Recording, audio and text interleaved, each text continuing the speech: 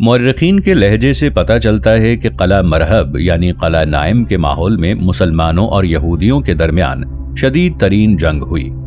قلعے کے ارد گرد یہ جنگ 15 دنوں سے بھی زیادہ جاری رہی، جس میں مسلمانوں کو یہودیوں کی طرف سے شدید مقاومت کا سامنا کرنا پڑا، اور انہوں نے اس حد تک اس قلعے کی مدافعت کی کہ مسلمانوں کو شکست دی اور ان کو حضرت نبی کریم صلی اللہ علیہ وآلہ وسلم کے ہیڈ کوارٹر تک پہنچا دیا۔ جیسا کہ پہلے بیان ہو چکا ہے کہ اس بات نے آپ صلی اللہ علیہ وآلہ وسلم کو پریشان کر دیا، اور آپ صلی اللہ علیہ وآلہ وسلم مسلمانوں کو جہاد کی ترغیب دینے لگے، اور اس سالار کو بھی تبدیل کر دیا گیا جس کو قلعہ مرحب کی فتح کا مکلف کیا تھا۔ یہاں یہ کہنا ممکن ہے کہ حضرت علی بن ابی طالب کی قیادت میں مسلمانوں کے قلعہ نائم کی فتح پر قدرت پانے سے اسلامی فوج کو خیبر میں یہودیوں پر وسیع پیمانے پر فتح حاصل کرنے کے قابل بنا دیا۔ اگرچہ قلعہ نائم کی فتح کے بعد یہودیوں نے کلی طور پر اطاعت قبول نہیں کی، مگر وہ اس مضبوط قلعے کی حفاظت کرنے میں ناکام و نامراد ہو گئے، اور مسلمانوں نے اس قلعے کے سامنے ان کے بہترین بہادروں یعنی مرحب، یاسر، حارث، عامر کو قتل کر دیا، جس سے یہود خیبر کا مورال گر گیا۔ حالانکہ انہیں اپنی ذات پر بڑا گھمنڈ تھا اور وہ مسلمانوں کی فوج کو حقارت کی نظر سے دیکھتے تھے۔ جیسا کہ آغاز جنگ میں ہم نے دیکھا کہ یہودیوں نے قلعہ نائم کے دروازے کو کھول دیا اور مسلمانوں پر حملہ کر کے انہیں حضرت نبی کریم صلی اللہ علیہ وآلہ وسلم کی قیامگاہ تک دھکیل کر لے گئے، لیکن اب انہیں اپنے اوپر بھی اعتماد نہ رہا تھا۔ اگرچہ مورخین کا اس بات پر اجماع ہے کہ جنگ بڑی سخت تھی اور قلعہ نائم کے سامنے لمبے عرصے تک ہوتی رہی، مگر کسی ایک مورخ نے بھی جانبین کے مقتولوں کی قطعی تعداد کا ذکر نہیں کیا۔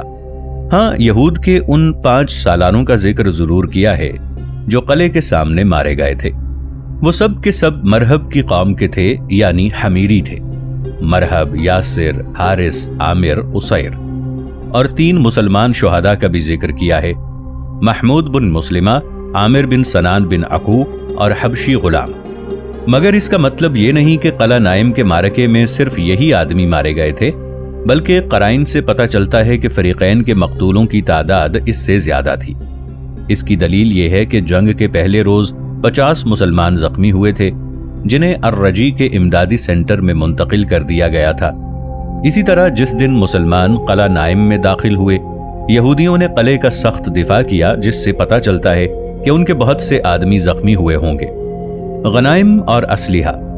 اسی طرح مسلمانوں کے قلعہ نائم پر قبضہ کرنے کے بیان میں کسی مورخ نے اس بات کا ذکر نہیں کیا کہ اس قلعے کی فتح کے وقت جو خیبر کا مضبوط ترین قلعہ تھا، مسلمانوں نے کتنی غنائم اور کس قدر ہتھیاروں پر قبضہ کیا۔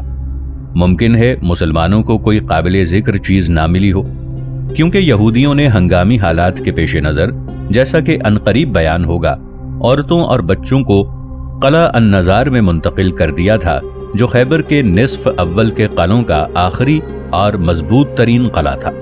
قلعہ الصعب کی فتح۔ قلعہ صعب النطاط کے قلعوں میں سے تھا۔ یہ علاقہ خیبر شہر کی قسم اول میں واقع ہے۔ مضبوطی کے لحاظ سے یہ قلعہ نائم کے بعد دوسرے نمبر پر سمجھا جاتا تھا، جس پر مسلمانوں نے جنگ کے پہلے مرحلے میں قبضہ کر لیا تھا۔ خیبر کے یہودیوں نے جب دفاع کا منصوبہ تیار کیا تو انہوں نے فیصلہ کیا کہ جنگی حکمت عملی کی روح سے قلعہ نائم کو دفاع کی فرنٹ لائن قرار دیا جائے۔ مسلمانوں کے پہنچنے سے قبل ہی انہوں نے وہاں سے عورتوں اور بچوں کو قلعہ النزار میں منتقل کر دیا تھا، اور قلعہ نائم میں دفاع کرنے والے دستوں کے سوا اور کوئی آدمی موجود نہ تھا، تاکہ وہ آسانی کے ساتھ دوسری دفاعی لائن یعنی قلعہ الصعب بن معاذ میں منتقل ہو سکیں، اور جب مسلمان قلعہ نائم پر قبضہ کر لیں تو ان کی عورتوں، بچے اور اموال محفوظ رہیں۔ اور جب یہود کی مقاومت عملاً جواب دے گئی اور وہ قلعہ نائم پر مسلمانوں کے حملے کو روکنے سے عاجز آ گئے، تو وہ سہولت کے ساتھ دوسری دفاعی لائن یعنی قلعہ الصعب بن معاذ میں منتقل ہو گئے۔ اس سے پتہ چلتا ہے کہ قلعہ نائم کے معرکوں کے دوران کوئی ایک یہودی بھی مسلمانوں کے ہاتھوں قید نہیں ہوا، اور نہ ہی تاریخی مصادر میں کہیں یہ بات لکھی ہے کہ کوئی یہودی قید ہو کر مسلمانوں کے ہاتھ لگا ہو۔ قلعہ الصعب کا محاصرہ۔ جب حضرت علی بن ابی طالب رضی اللہ عنہ کی قیادت میں مسلمانوں نے قلعہ نائم پر قبضہ کر لیا اور یہودی دوسری دفاعی لائن میں منتقل ہو گئے تو مسلمانوں نے حملے کا رخ قلعہ الصاب کی طرف کر دیا اور اس میں داخل ہونے اور اسے فتح کرنے کے لیے اس کا محاصرہ کر لیا۔ ناظرین، آگے بڑھنے سے پہلے کامنٹ سیکشن میں ہمیں اپنی آراء سے ضرور آگاہ کیجیے گا کہ آپ کو ہماری یہ سیریز کیسی لگ رہی ہے۔ میں ہوں طاہر عبید چودھری۔ آئندہ آنے والی اقساط سے باخبر رہنے کے لیے ہمارے چینل کو سبسکرائب کر لیں اور ساتھ موجود بیل آئیکن کو ضرور کلک کر لیں۔ شکریہ۔ حضرت نبی کریم صلی اللہ علیہ وآلہ وسلم کا حضرت حباب بن منظر کو جھنڈا عطا کرنا۔ جس طرح قلعہ نائم کو فتح کرنے کے لیے حضرت صلی اللہ علیہ وآلہ وسلم نے حضرت علی بن ابی طالب رضی اللہ عنہ کو جانبازوں کی سالاری اور جھنڈا عطا فرمایا تھا، اسی طرح آپ صلی اللہ علیہ وآلہ وسلم نے قلعہ الصاب پر حملہ کرنے کے لیے حضرت حباب بن منظر رضی اللہ عنہ کو فوج کی قیادت اور جھنڈا عطا فرمایا۔ انہوں نے حملے کی ذمہ داری لی اور اسے فتح کیا۔ فوج کی بعض ٹکڑیوں میں بھوک۔ جن قلعوں میں یہودی قلعہ بند تھے ان کے دفاع میں سخت جنگ کرنے اور لمبے محاصرے کی وجہ سے اسلامی فوج کے بعض دستوں میں غذائی مواد کی کمی کی وجہ سے بھوک تک نوبت پہنچ گئی۔ اسلمی بیان کرتے ہیں کہ خیبر میں اسلم کے آدمیوں کو سخت بھوک نے آ لیا۔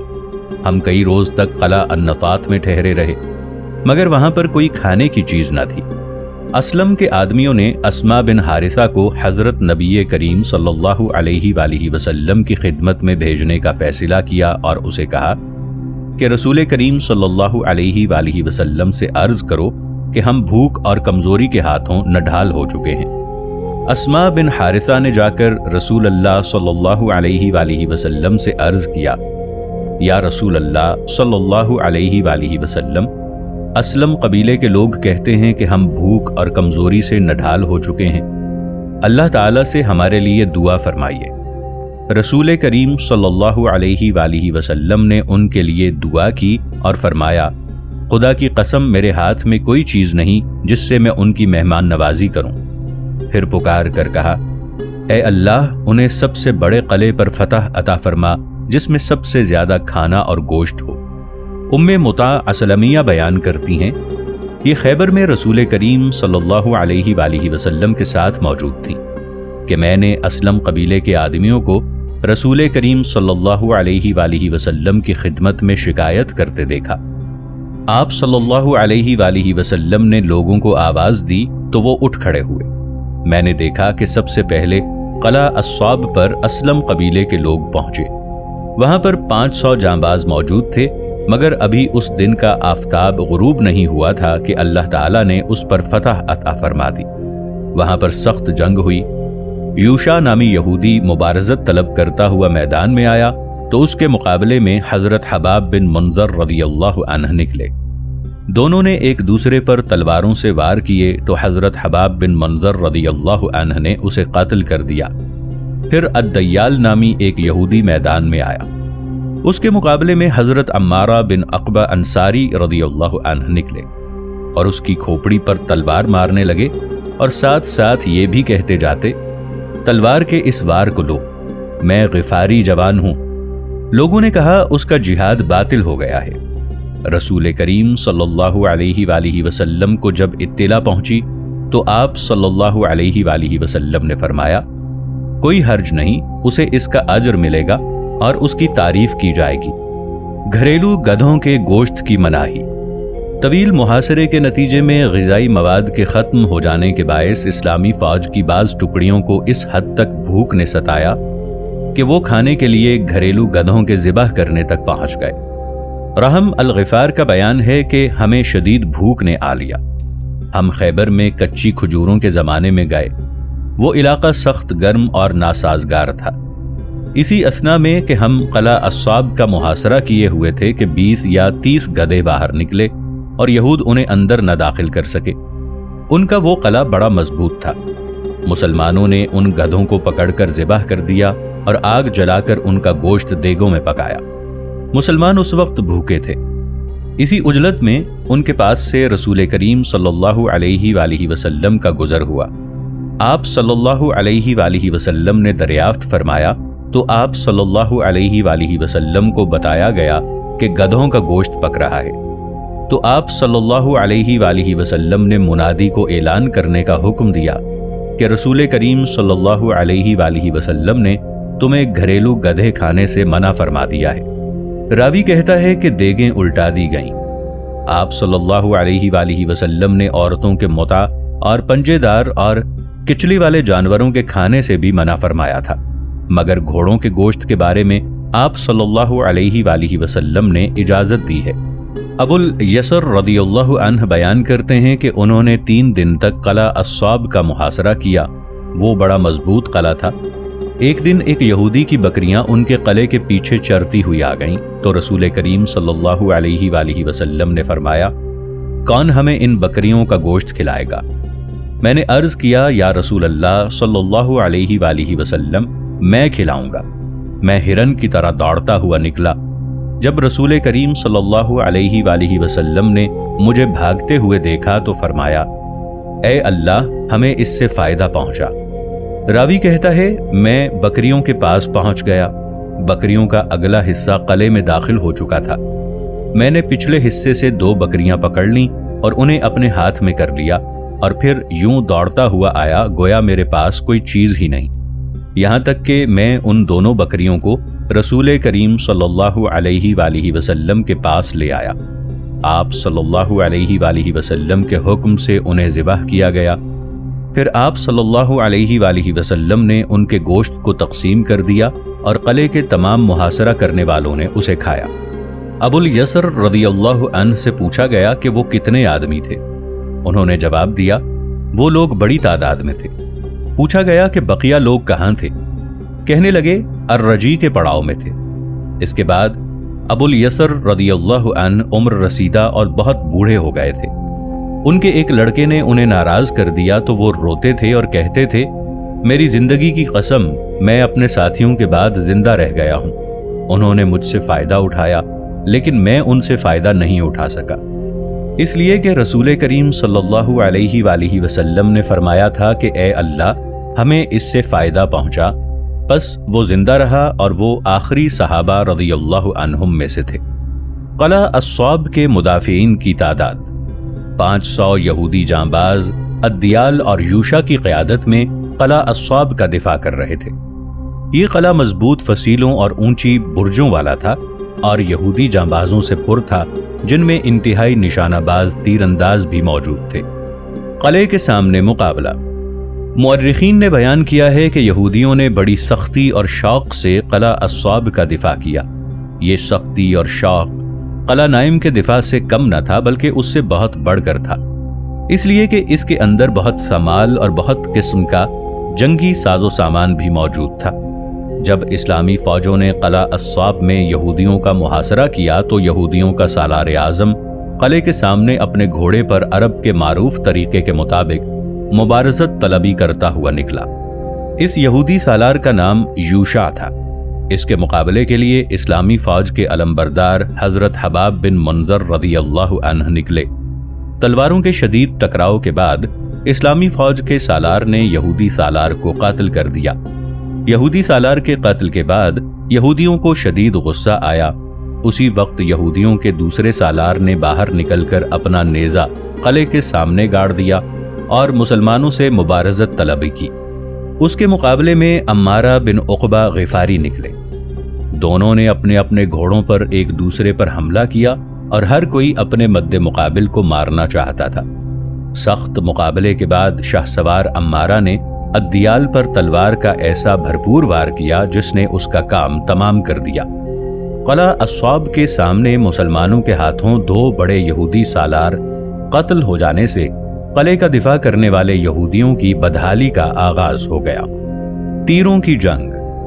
یوشا اور الدیال کے قتل ہو جانے سے یہود کا غصہ بھڑک اٹھا اور انہوں نے مسلمانوں پر سخت حملہ کر دیا اور قلعے کے برجوں سے ان پر تیروں کی بارش کر دی، اور رسول کریم صلی اللہ علیہ وآلہ وسلم کے ہیڈ کوارٹر کو انہوں نے خاص طور پر نشانہ بنایا۔ خیبر کے یہودی ماہر تیر انداز تھے۔ قلعے سے آنے والے تیر حضرت نبی کریم صلی اللہ علیہ وآلہ وسلم کے ارد گرد گرنے لگے۔ مسلمانوں نے اپنے آپ کو حضور علیہ الصلاۃ والسلام کے ارد گرد ڈھال بنا دیا۔ آپ صلی اللہ علیہ وآلہ وسلم اپنے گھوڑے پر سوار ہو کر جنگ کی نگرانی کر رہے تھے۔